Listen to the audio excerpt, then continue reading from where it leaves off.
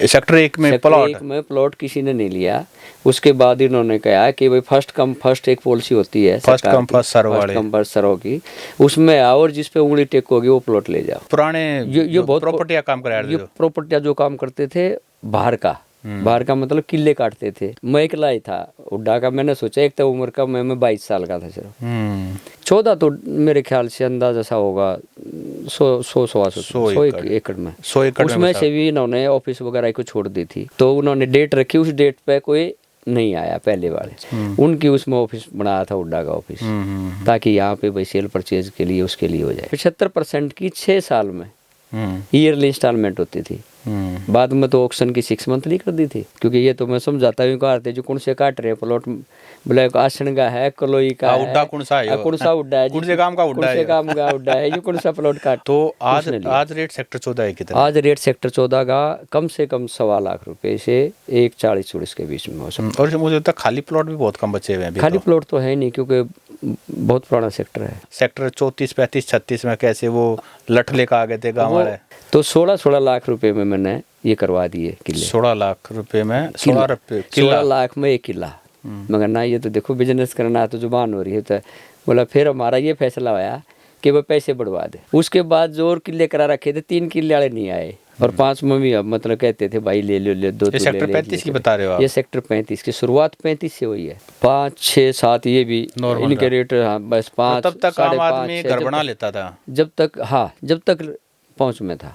वही ना, आजकल सन सिटी या हुड्डा में प्लॉट छोटा करोड़ रुपए से ऊपर आएगा।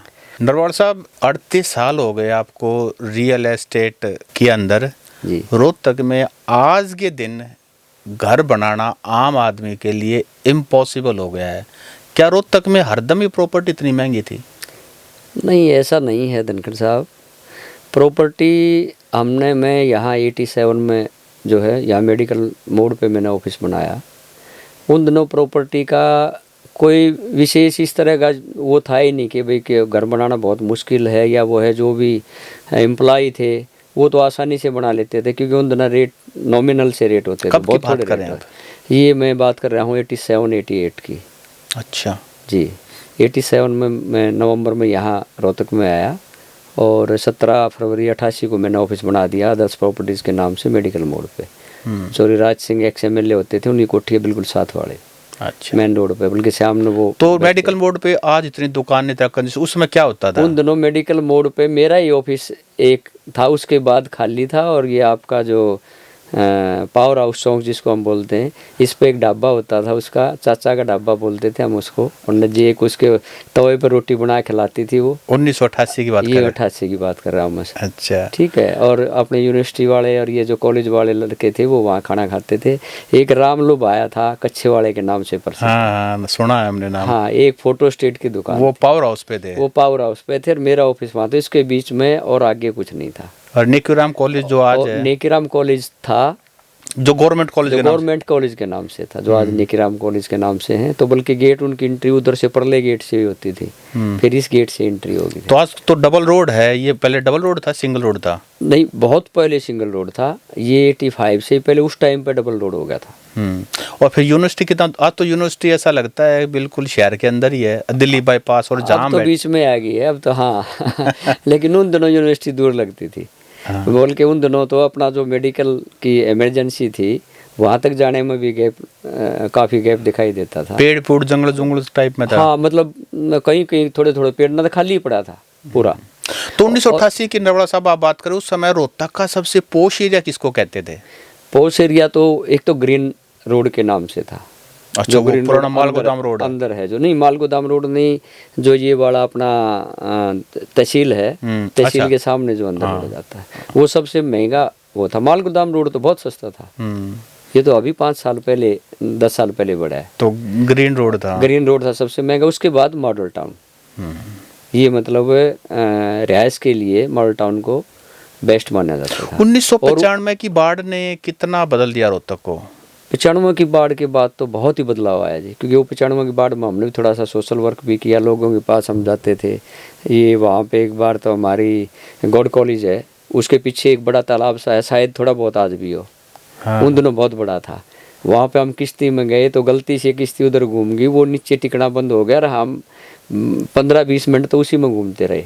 वो नीचे टिका नहीं, इसलिए किश्ती चली नहीं।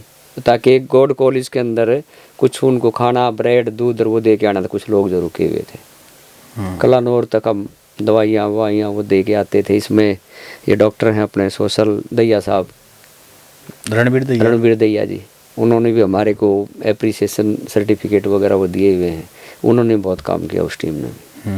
तो ये 95 की बात कर रहे हो आप? ये 95 की बात। 95। तो बाढ़ आपको याद है रोहतक हाँ, में? अच्छी तरह से। ये अपना जो कांग्रेस भवन है, इसके ये अपना अम्बेडकर चौक है आज तो, उसका मेन तो इसको मानते। उसके साथ में हम जो ये किश्ती ले गए थे, एक छोटी उसका जो है ना ट्रक, वो जो ईंट ढोते थे ना, वो बड़ा वो ट्रक था, वो डूबा हुआ था। उसका हमारी वजह लगी। अब जा रहे थे ना तो वो यहाँ क्या आया तो देखा तो उसका ऊपर वाला हिस्सा, आगे वाला हिस्सा ऊंचा होता था और नीचे वाला जिसमें ईंट डालते हैं वो नीचे होता था। फिर इधर पीछे करके उसके ऊपर गई, फिर पता चला कि यहाँ तो वो छोटा सा ट्रक था, इतना पानी था। तो आप मान लो कि ये 15-20 फुट के करीब? नहीं, वो होगा मेरे ख्याल में 12 फुट। 12 फुट। हाँ, तो 12 फुट पानी था यानी कि रोहतक में इस वक्त? बिल्कुल। छतें घरों की हमने 1.5 फुट 2 फुट यूँ किसी की इतनी देखी, लेकिन जो पुराने थे सैनीपुरा और भी नीचे था। लेकिन यहाँ पे नहीं था इस साल। यहाँ मतलब यहाँ जो शिला बाईपास है, अच्छा, यहाँ पर हाइट थी। वो जो टूटा था, जो बत्रा साहब के साथ वो आया था, वो वो वही था। ये इसको रोक रखा था शिला बाईपास से आगे रेलवे लाइन वो मोमबत्ती वाला जो हुआ था, जो मोमबत्ती वाला हुआ था। हाँ। तो उसमें सच्ची घटना है झूठी है वैसे? वो देखो 100% तो मैं नहीं कह सकता, लेकिन शायद कुछ तो सच्ची है, क्योंकि आई तो थी, ऐसी बात आई थी। हाँ, वो बात जरूर चली थी, आई थी। अब उसमें कितनी सच्चाई है कितनी है वो तो मैं नहीं कह सकता। तो पुराने टाइम में आप 95 की बात कर रहे हो, 98 की बात कर रहे हो, तो 95 के ये सब कुछ हो गया। तहसील में 4 फुट से 5 फुट पानी था कम से कम। बल्कि वो एक तो अलमारी देखी हमने, वो पता नहीं 7 फुट की थी, 6 की कितनी थी, उसका भी बस थोड़ी सी नज़र आ रही थी कि अलमारी यहाँ रखी है। तो यहाँ की जो प्रॉपर्टी थी उसके रेट क्या उस समय क्या? उन दोनों रेट बहुत थोड़े थे। जैसे मैंने ये सेक्टर 1 आया था रोहतक में सबसे पहले।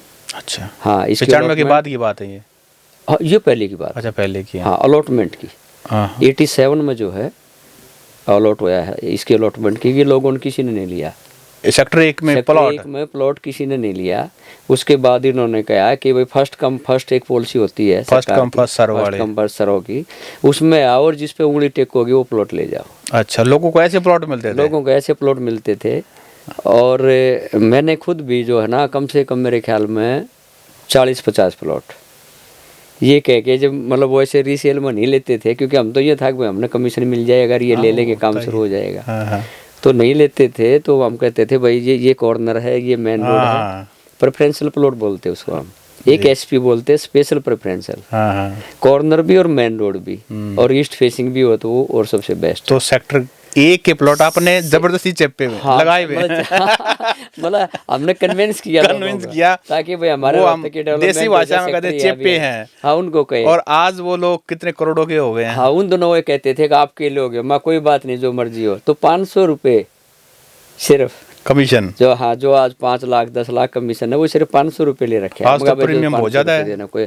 आज तो प्रीमियम आप ये मानो कि 80,000 से लेकर ना 1.5 लाख का रेट है रेजिडेंशियल प्लॉट। क्या रेट था उस समय? उस समय सेक्टर 1 का तो था 289 था, 290 के आसपास। 290 पर गज सेक्टर 1 290 से लेके और शायद 315 था, क्योंकि वो कैटेगरी वाइज होता है। और आज रेट क्या है? और आज रेट है सेक्टर 1 का मिनिमम 1 से सवा लाख पर गज। तो कोई वो 290 नहीं बच रहा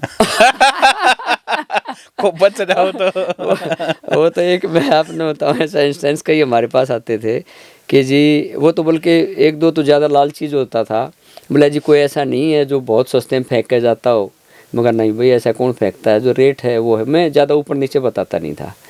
एक बार ऐसा हुआ है कि बोला जी जिसका बाप ताज़ा गुजर रहा हो तो वो प्लॉट दिला दो।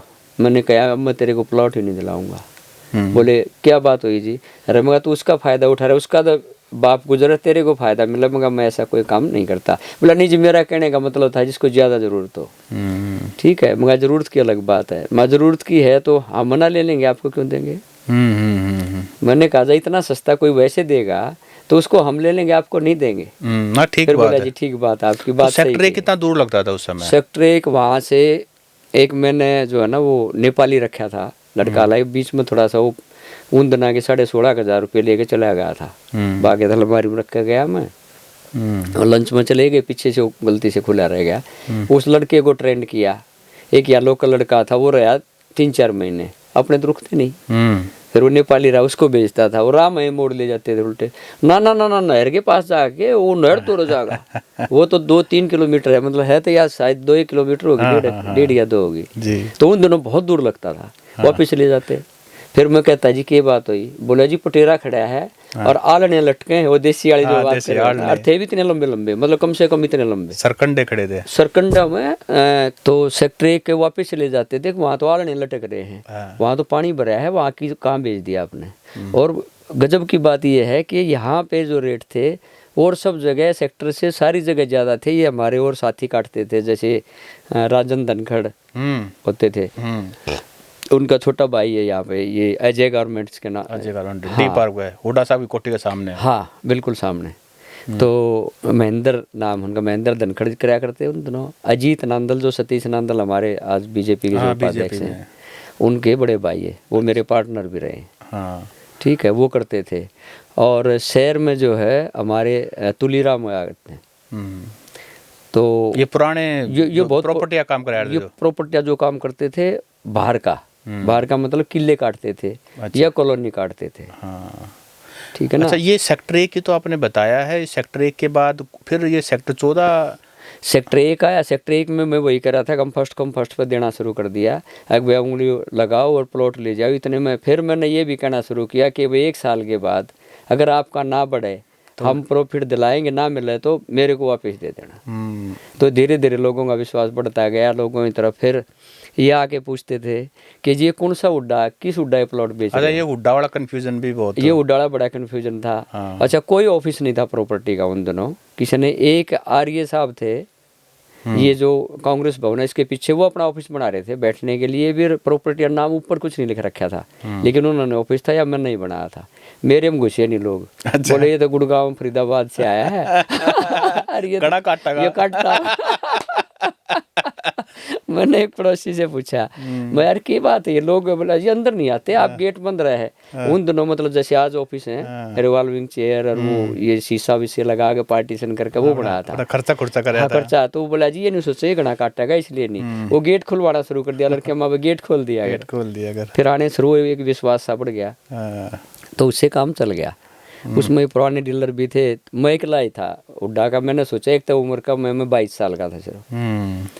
फिर मेरा एक, मैं आम जमींदार का बालक था। मैं तो कोई ये तो था नहीं किसी इंडस्ट्रियलिस्ट का था, किसी उसका था। मेरा गाँव रिठाड़ है। रिठाड़? हाँ। अच्छा। तो मैंने सोचा उम्र भी कम है, जुगाड़ भी थोड़ा है, पर ये था कि ये हौसला था कि ये बढ़िया काम है, साफ सुथरा काम है। ठीक है, कोई 2 नंबर का काम नहीं है, पेमाइश का या रेट का या कोई वो नहीं। तो वो अच्छा चला।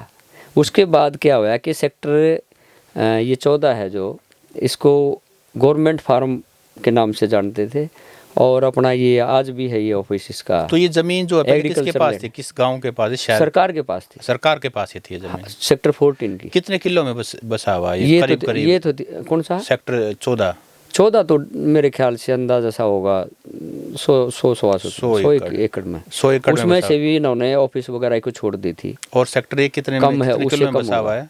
करीब सेक्टर 1 होगा मेरे ख्याल में 250 एकड़ के आसपास जब इन्होंने एक बार तो पहले सारा ये एग्रीकल्चर लैंड था उससे पहले? हाँ, वो तो एग्रीकल्चर फार्म के नाम से जाना जाता था। सेक्टर 14 वो तो सरकार का था, इसलिए वो ऑक्शन की उन्होंने, और ये इन्होंने एक बार की थी। तो सेक्टर 14 में आप बताओ कि पहला प्लाट सेक्टर 14 में मैं कल जैसे करा था प्लॉट का क्या हुआ कि सेक्टर 14 की इन्होंने ऑक्शन निकाली कि भाई सेक्टर 14 यूनिवर्सिटी के सामने मेन दिल्ली रोड के ऊपर हाईलाइट किया पूरा सरकार ने।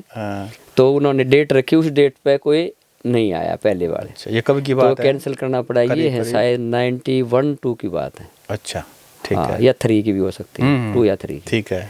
तो जब ये मैडम सुपर बादैया पहली पोस्टिंग हो गया यहाँ पे एज स्टेट ऑफिसर आई थी, HC सेलेक्ट हो गई हुड्डा की, आज वो रिटायर भी हो चुके हैं। हाँ, अब तो कमिश्नर बन और गए। यहाँ पे जो ये शिवाज हॉस्पिटल डॉक्टर साहब का, ये तो यही PGI में होते थे। इनके साथ वाली कोठी में जो है ना, इनके में यहाँ एक कोठी होती थी बड़ी सी, वो शायद कोई मिलिट्री का ऑफिसर थे जहाँ तक मुझे कुछ याद है अब। उनकी उसमें ऑफिस बनाया था, हुड्डा का ऑफिस, ताकि यहाँ पे भाई सेल परचेज के लिए उसके लिए हो जाए। तो मैडम ने मेरे पास एक बेनीवाल होता था, रामपाल बेनीवाल, वो भी रिटायर हो लिए। उनका टेलीफोन आया, लैंडलाइन होती है जो मोबाइल नहीं था। जी वो ऐसे ऐसे मैडम याद कर रही है। माँ क्या हो गया? तो बोला ना एक बार जाओ। मगर मैं तो भाई आता है, मैं घना सा क्यों ना गलत कोई काम कराया करता ना, सीधी अपने काम किया जो क्या यार वो करवा दिए, पेपर सबमिट करा दिए। तो बोला ना आना पड़ेगा। माँ के था, बोला वो ऑक्शन की नहीं हो रही है, प्लॉट बिकवाने। सेक्टर 14 में ऑक्शन नहीं हो रहा? सेक्टर 14 में ऑक्शन पे प्लॉट बिकवाने। और कितने रुपये गज था? वो था जी 343 रुपये का, तो एक मेरे को याद है, फिर 343 रुपये का सेक्टर 14 में। मीटर छोटा गज नहीं, वो मीटर। हाँ हाँ, और बड़ा 450 या 60 तक था। ऐसे होता है जैसे 100 और 60 और 100 गज के एक भाव होते हैं। हाँ, वो छोटे प्लॉट का महंगा होगा थोड़ा। फिर 250 350 के एक, और फिर 500 का एक। तो ऐसे जितना बड़ा होता चला जाता उतने ज़्यादा रेट होते थे। तो उनमें फ्लेक्सिबिलिटी थी। तो मोटे तौर पर 300 350 का रेट था, 450 तक हाईएस्ट था। तो मैं मैडम से मिला, उन्होंने कहा कि वो ऑक्शन है, आपने पता होगा, और भी कोई डीलर है? मंगा जी फिलहाल तो नहीं है, पर 1-2 कोशिश कर रहा है। एक सोनीपत से आए थे, दैया प्रॉपर्टीज के नाम से, मेरे सामने ही आगे थे। तो मगा एक वो आए हैं जी, बोले आप ही हो ना? मगा हाँ जी मैं ही हूँ। अभी तो बोले 5 प्लॉट लेने हैं आपने? 5? हाँ लेने हैं। मगा जी 5 प्लॉट में मेरा तो इतना, मेरे पास इतने पैसे ही नहीं है। बोले किस उन दिनों क्या होता था कि 10% उसी दिन जमा करना होता था, और 15% विद इन मंथ। अच्छा। और 25% हो गया, 75% की 6 साल में ईयरली इंस्टॉलमेंट होती थी। बाद में तो ऑक्शन की 6 मंथली कर दी थी, लेकिन उन दिनों वो थे। बोले पैसे तो देने नहीं, थोड़े से देने हैं, आप प्रॉपर्टी डीलर हो। मगर ना जीतने नहीं। मैं चलो, तो वो डेट रख दी जो भी थी, आज एग्जैक्ट डेट तो मुझे याद नहीं। वहाँ पे एक टेंट साहब लगवाया, हाँ चेयर वेयर रखवा के। 14 के उसमें। हाँ खाली, उसमें तो खाली था सारा। 15 नहीं, हुड्डा ऑफिस में। यहाँ पे ये हुड्डा सेक्टर 1 में हुड्डा ऑफिस की एक छोटी सी बिल्डिंग बन गई थी, जो आज पुरानी है, सबसे पुरानी है, लाल सी। समझ गया मैं। उसमें लगवाया टेंट, और वहाँ बुलवाए। तो 15-20 आदमी आए। उनमें से हम भी 5-7 में नहीं बुलवाए, कुछ 5-10 और आ गए। पता था जैसे भाई, क्योंकि ये तो मैं समझाता हूँ कारते जो कौन से काट रहे प्लॉट, बोले आसन का है, कलोई का है, कौन सा है, कौन सा हुड्डा है, कौन से काम का हुड्डा है, ये कौन सा प्लॉट काट रहा है? Haryana urban development authority. हाँ, मैंने बताया जी हरियाणा अर्बन डेवलपमेंट अथॉरिटी है ये। मगर जस्ट लाइक पढ़ा लिखा सा तो गोतड़ा हुड्डा कौन है? हाँ, मगर वो कौन है? ये तो मगर चंडीगढ़, फरीदाबाद और गुड़गांव में जो वो सेक्टर बन रहे हैं ना, उन दिनों वो बन रहे थे। मगर ऐसे सेक्टर बनेंगे? ना कमाल कर रहे हो, आड़ है एक तबल के नहीं बोला ये मूर मसूर की दाल। मगर जी वो भी ऐसे थे। गुड़गांव क्या था, पानी नहीं था, अच्छी कोई सुविधा नहीं थी, वो बन गए। तो वो होता था ऑक्शन पा गए।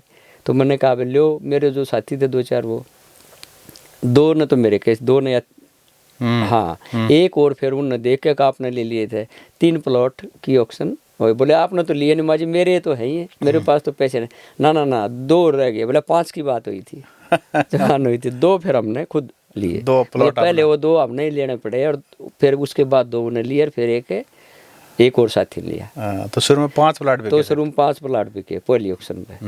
उसमें तो 2 तो हमने लिए पहले, फिर 2 हमारे जो साथी थे उन्होंने भाई ने ले लिए, तो मैं बताइए है। और फिर एक और बंदा था। तो आज रेट सेक्टर 14 है कितना? आज रेट सेक्टर 14 का कम से कम 1.25 लाख रुपए से 1.40-1.40 के बीच में हो सकता। और मुझे लगता है खाली प्लॉट भी बहुत कम बचे हुए हैं। खाली प्लॉट तो है नहीं, क्योंकि बहुत पुराना सेक्टर है। और सेक्टर 1 सेक्टर 14 के बाद फिर ये बाकी सेक्टर जो हैं 14 आया। 14 की कोई आप कहानी बता रहे थे कि सेक्टर 34 35 36 में कैसे वो लठ लेकर आ गए थे गाँव वाले। वो ये होया कि इन्होंने जो है ना एक्वायर करी। ये कब की बात है ये? थोड़ा ये 94 की। अच्छा, ये नहीं सॉरी 2004 की। 2004 में एक्वायर किसने की? 2004 में सरकार ने? नहीं, सरकार ने नहीं की। ये प्राइवेट बिल्डर था, ये सन सिटी के जो आज है। हाँ। और इसका यहाँ का प्रोजेक्ट का जो इंचार्ज था वो पारुल था। मेरे से जो मीटिंग हुई वो पारुल हैंडल कर रहा था इस प्रोजेक्ट को। और ये जो इस वाले है ना, ये शूज वाले थे, एक्शन शूज वाले, हाँ। ये इनका है। राम निवास जी हैं एक तो, वो एक, वो 3 पार्टनर थे। तो उनसे मेरी मुलाकात हुई। मेरी भी किसी के थ्रू यहाँ पे हुड्डा में एक एक्शन होते थे, मल्होत्रा, वो उनके किसी संपर्क में थे, वो मेरे पास ऑफिस में लेके आए थे। तो उनको मैंने ये 7 एकड़ जो ये मेन रोड है अब, ये नहर से और जो वहाँ आगे जाता है गोवाना वाले उस पर जो मेन रोड, डबल रोड जो आया गई, इसके ऊपर थे, वो मैप ले हुए थे। बोले जी यहाँ चाहिए पहले फ्रंट पे, यानी कि अगर पहले फ्रंट पे घेरोगे ना तो आगे चलते जाएंगे। तो 16 लाख रुपए में मैंने ये करवा दिए किले। 16 लाख रुपए में? 16 लाख में एक किला। 16 लाख में किले 2004 में? 2004 सन सिटी वाले? ये सन सिटी वाले, जहाँ सन सिटी हाँ, वो तो शुरुआत 3 में होगी थी। अच्छा, लेकिन मतलब 4 मान लो। हाँ, तो वो हो गए। उसके बाद क्या हुआ कि वो और आने शुरू हो गए। ये रमेश कौशिक हैं जो, कौन से गांव की जमीन थी? राजनीति, ये बोर की जमीन है। सारी बोर की जमीन, सन सिटी वाली सारी? हाँ, लगभग नहीं, लाडोत रोड से लेकर ये 35 की बात कर रहा हूँ। अच्छा, सेक्टर 35 की जो जिम खाना क्लब के सामने है, वो उसकी जमीन है। उधर की ये अपना कुछ जो तो पुल पार करके है। नहीं, पहले भी। अच्छा, पहले भी है, यहाँ तक आ रहे हैं जो हमारे ये अपने पॉजिट्रॉन के इस तरफ मान लो। हाँ, पॉजिट्रॉन के इस तरफ भी। और ये जगबीर नरवाल जियों का जो वो है, ये किंग कॉलेज ऑफ इंडिया जी, ये इनकी थी। ठीक है। ये जमीन इससे उधर की इनकी 35 और 34 जो है ना वो बोर्ड की है। 35 में भी कुछ हिस्सा उनका है।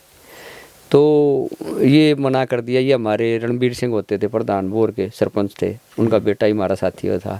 उनके ऑफिस में इकट्ठे में आ रही, मेरा एग्रीमेंट हो गया, तो वहाँ कैंसिल आज तक होया नहीं है।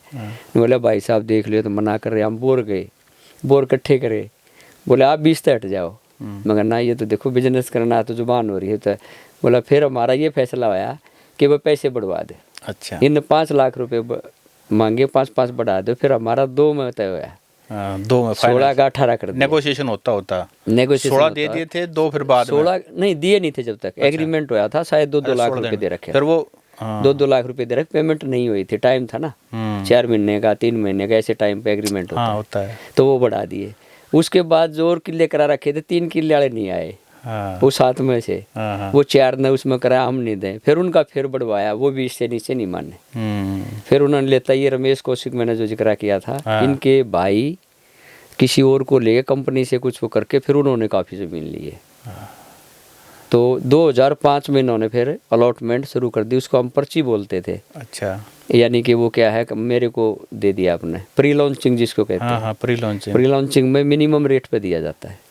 उस समय तो 5,000 रुपये रेट रखा गया। 5,000 रुपये प्लॉट का? क्या छोटे प्लॉट? 5,000 रुपये गज उनका फिक्स था। अच्छा, छोटा ले, लेकिन लेते छोटे नहीं है ज्यादा। 200 गज। हाँ, तो उन्होंने कहा जी आप 50-100 पर्ची आप दो। मगर भाई 50-100 तो मुश्किल है, 5,000 रुपये उड़क नहीं लेगा। उस समय तो बताते थे कि सन सिटी जो है सीमेंट के कट्टे भी देता था और भी कई मदद वो बनाने में। अच्छा, वो बनाने बाद की बात है।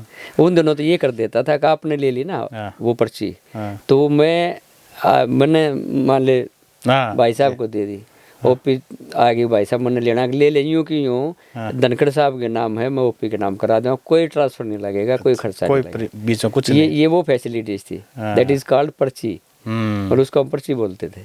और आज जब तक अलॉटमेंट नहीं था, आज वहाँ रेट जो है 65 से लेकर 80,000 रुपये। 65 से 80,000। और उस समय 5,000 का रेट था, उस टाइम 5,000 का रेट था। और 5 में भी अब मतलब कहते थे भाई ले लो, ले दो। ये सेक्टर 35 की बता रहे हो आप? ये सेक्टर 35 की शुरुआत 35 से हुई है। उसके बाद आया 34। 34 में उन्होंने जमीन ले ली, मतलब फिर जमीन लेनी शुरू कर दी, काट दी। 33, 34, 35 तो ऑलरेडी सेक्टर तो फिर वो थे ही। तो ये 2005 के आसपास की बता रहे हो आप? ये 2005 की ही। तो उस समय हरियाणा में हुड्डा साहब की सरकार भी आ गई थी, कांग्रेस की। 2005 में हुड्डा साहब की सरकार आ गई, और सरकार आने के बाद हुड्डा साहब की सरकार में 2008 से रेट बढ़ने शुरू हुए। 5, 6, 7 ये भी इनके रेट। हाँ, बस 5। तब तक आम आदमी घर बना लेता था, जब तक पहुंच में था। हुड्डा साहब की सरकार जो ही दोबारा आई, वैसे तो 8 से लेकर 10 तक एक बार पूरी स्पीड बना दी, पूरा बूम हो गया था। हाँ, बूम हुआ। फिर थोड़ा सा हल्का रहा, वो दोबारा फिर आते ही 2009 में आई थी, फिर दोबारा से 2009 में गठबंधन फिर की आई। सरकार हाँ। बनी थी। हाँ, अक्टूबर आज का के 2009 जो में आई थी। हाँ और उनसे हाँ, फिर उनसे वो जी जी। तो उसके बाद फिर दोबारा फिर क्या हुआ, दोबारा सरकार आई तो फिर रेट बढ़े। दोबारा फिर रेट बढ़े। और थोड़ा सा मैं ये फिर बताऊं, फिर जो है ना, ये जो इन्वेस्टर कम जिसको हम वो बोलते हैं ना भाई, वो कोई दूसरी भाषा में तो अगर यूँ कह दिया करते ये तो भूमाफिया आ गए। हाँ, मतलब फिर क्या लैंड किया, शार्क्स। Land sharks.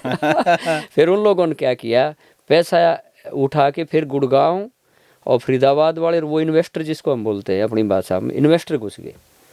इन्वेस्टर्स ने सारे प्लॉट उठा लिए। जो आपका सवाल था उसका जवाब सही ठीक ये है कि वहाँ से आम आदमी की दिक्कतें बढ़ने शुरू हो गई 2009 के बाद। तो उसके बाद घर बनाना आसान नहीं रहा। क्या किया उन लोगों ने मिलकर, जो भी प्लॉट आते सेल में ठीक रेट में, वो उसी को उठा लेते। और आम आदमी जब लेना होता तो वो उसी भाव में फिर देते थे। लेना पड़ता है, वो लेना पड़ता तो है। आज 2000 क्योंकि डिमांड एंड सप्लाई वाली बात है। अब डिमांड बढ़ी और सप्लाई ना दी तो आपके बढ़ जाएंगे। तो नरवल साहब ये बताओ, फरवरी 2025 में आम आदमी शहर में घर बनाना चाहे तो कहाँ बना सकता है? कहीं बची है जगह ऐसी? सब आप तो एक्सपर्ट हैं ओडा और सन सिटी के। हाँ तो ये चलो आप यही बता दो। और बाहर के नहीं, संपर्क है, लोग पूछते हैं। हाँ। मैं कभी किसी को मिसगाइड नहीं करता, कभी भी। कोई आपने मिलेगा शहर में, कोई ये नहीं कहेगा नाजिम होगा। मैं कहता हूँ स्पष्ट ये है, बाहर की मैंने कभी डीलिंग नहीं किया। अनऑथराइज का कभी आज तक 38 साल में एक प्लॉट भी सेल नहीं किया, चाहे वो मुझे फ्री मिलता हो। जहाँ डॉक्यूमेंट्स कंप्लीट ना हो। हुड्डा और सन सिटी में बता दीजिए, आम आदमी जो हमारा ऑडियंस है, अगर वो घर बनाना चाहता है, जिसकी एक नौकरी है और वो बालक, अपने 2 बालक हैं, पढ़ा भी रहा है और वो सारे खर्चे कर रहा है, वो घर कहाँ बना सकता है? देखो वो दोनों बातें हैं। थोड़ा सा सन सिटी में उससे सस्ता है, लेकिन सेक्टर बेटर है।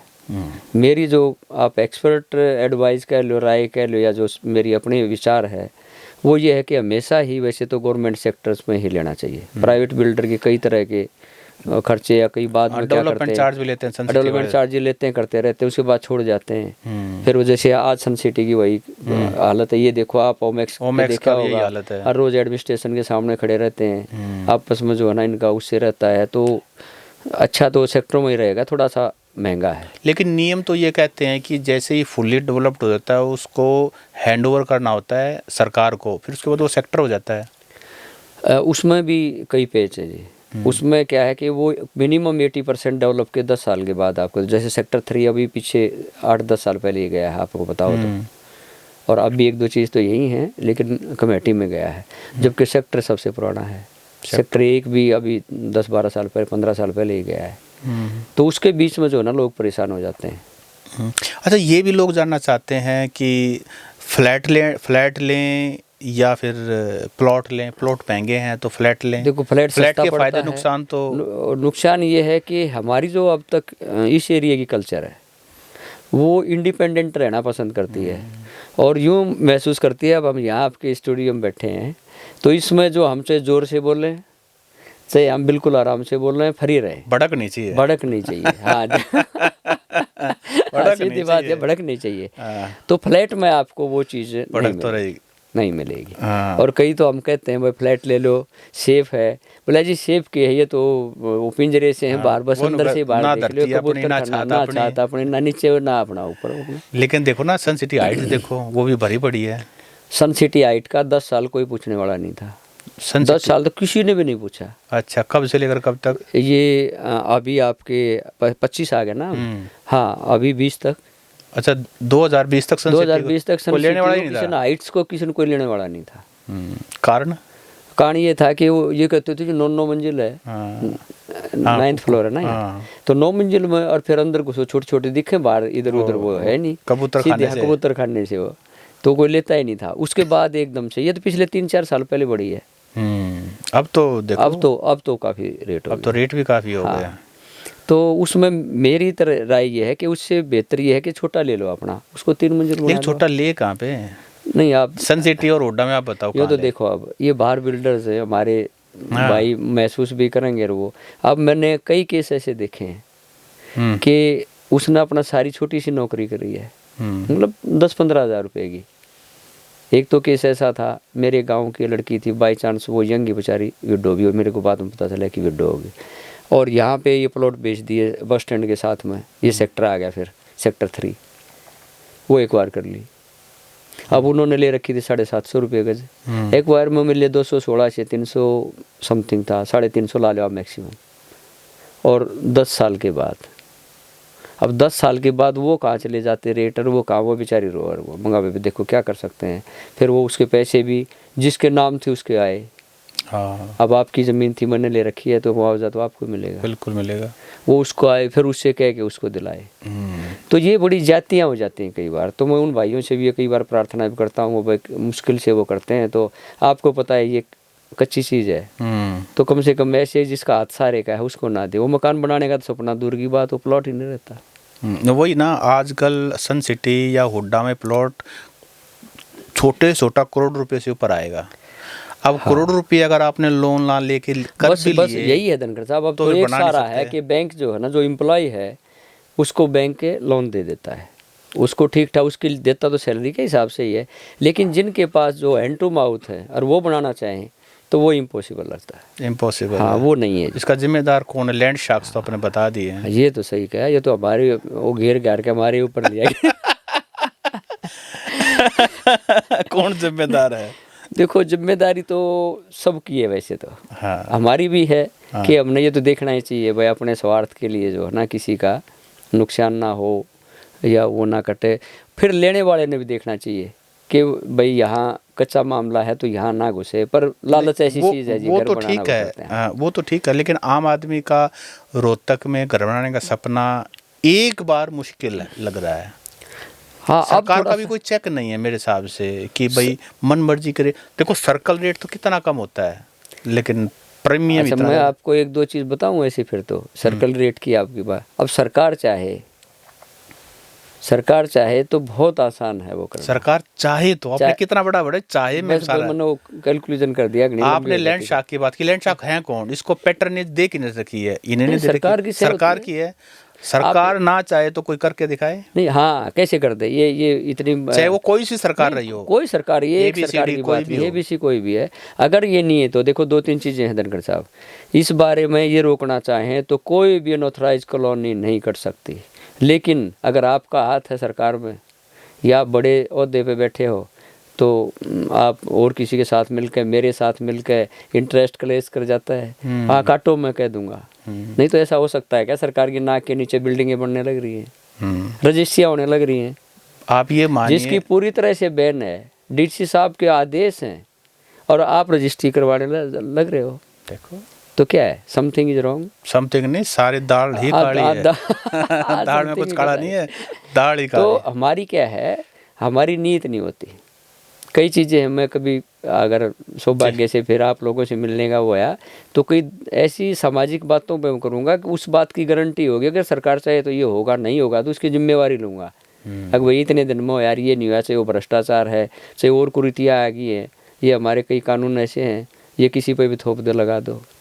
और एक तो अभी मेरे बोलते ही याद आ गया, ये अध्यक्ष जी हैं भाजपा, कितना बड़ा वो चल रहा है, वो मेडिकल करवाने से ही मना कर गई। ठीक है, वो है ही नहीं, मामला कहाँ है। अरे ऐसी चीज़ें होती है तो आप विद इन 2-3 डेज करो, या 24 घंटे के आपके बंधन में है, मजबूरी है तो अलग बात आपने एक शब्द का ना, करना चाहे तो, ये चाहे तो भी सारा है। है।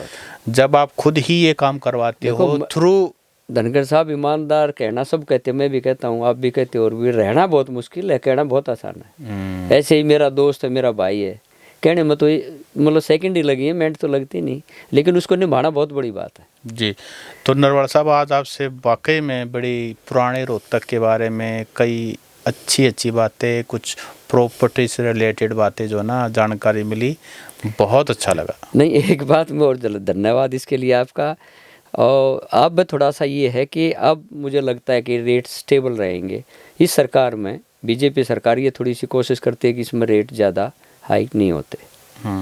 उनका ये रहता है कि थोड़े से मकान दिए जाएं या वो दिए जाएं। हमारी पहले वाली सरकारों का ये रहता था वही भागे। अभी क्या हुआ इस इलेक्शन में, वो राजनीतिक बातें 3-4 साल पहले नहीं, 3-4 महीने पहले प्रॉपर्टी की बात कर रहे हैं। हाँ, मैं ये बैक कह रहा मार हूँ। गए थे लोग। जी। लोग 4 महीने पहले धनखड़ साहब हमारे पास आते, ना जी नहीं देना, अब तो बोले इतने में देना है, मतलब 80 का रेट है तो 1 में देना है, 1 नहीं अब तो 1.25 कर देना जी, मेरा काट देना, और 1.25 लाख रुपए गज से नीचे नहीं दूंगा। जो ये सरकार नहीं आई, उसके बाद आज कुछ वो अब रिलीफ बार रिलीफ आने मिला लगा। है आम आदमी को। तो ये अच्छा, थोड़ा सा रोहतक डिस्ट्रिक्ट में वैसे जमीन जो एग्रीकल्चर लैंड है उसका क्या रेट हो गया है?